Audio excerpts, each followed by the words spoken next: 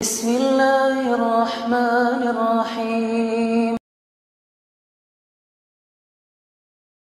Bahwa dosa tambah besar siksanya di sisi Allah jika dikerjakan tanpa alasan. Saya tadi sudah sebutkan satu contoh, di antaranya yaitu orang miskin sombong. Yang kedua adalah orang pemimpin yang berkuasa, dia yang mengatur, dia yang memerintah, dia yang melarang, dia punya peraturan, dia malah berdusta. Ini tidak pantas. Kenapa dia berdusta? Tidak ada alasan untuk dia berbohong, karena semua perintah di tangannya. Contoh yang ketiga, dosa dikerjakan tanpa motivasi, siksanya tambah besar adalah seorang yang tua renta, peot, semestinya dia mikir kuburannya yang berukuran 0,5 meter kali 2,5 meter, ini malah berzina, megang gelas saja gemetar berzina. Ini kan namanya dosa dikerjakan tanpa motivasi. Kalau anak muda berzina, apa? Hah? Dosa besar, bukan wajar. Ya, lebih besar lagi kalau orang tua renta, peot, pikun berzina. Ini dosa-dosa yang dikerjakan tanpa motivasi. Nah, begitu juga kesyirikan. Dia adalah dosa yang dikerjakan tanpa alasan. Coba alasannya apa orang mensyirikan Allah? Allah yang maha kuasa, maha pencipta, maha pengatur. Kenapa minta kepada yang lain? Kenapa menyamakan Allah dengan pohon pisang? Tahu Pak? Seorang kalau menabrak kucing, maka mulai sugesti di dalam dirinya, ini motor, ini mobil sudah tidak nyaman dipakai. Ini menganggap sial dengan kucing. Ingin membuang kesialannya, maka ditabrakkan kemana? Pohon pisang. Ya, lihat. Allah Al-Khaliq, Al-Malik, Al-Mudabbir disamakan dengan pohon pisang. Ini tidak ada motivasi di dalamnya.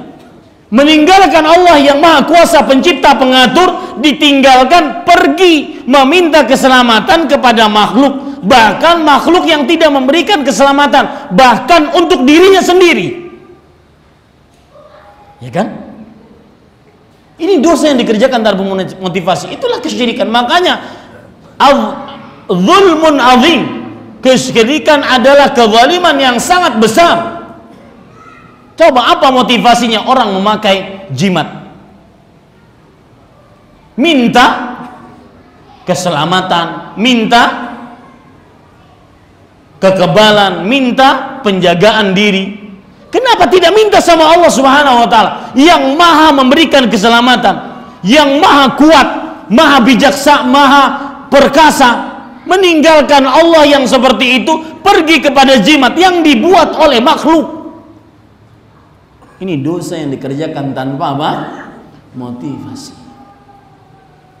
Coba kalau kita ingin melaksanakan hajat, bangun rumah, buka toko, mengadakan perjalanan, mengadakan pernikahan, kenapa kita minta pendapat, minta hari baik kepada orang yang dianggap bisa menerawang hari baik?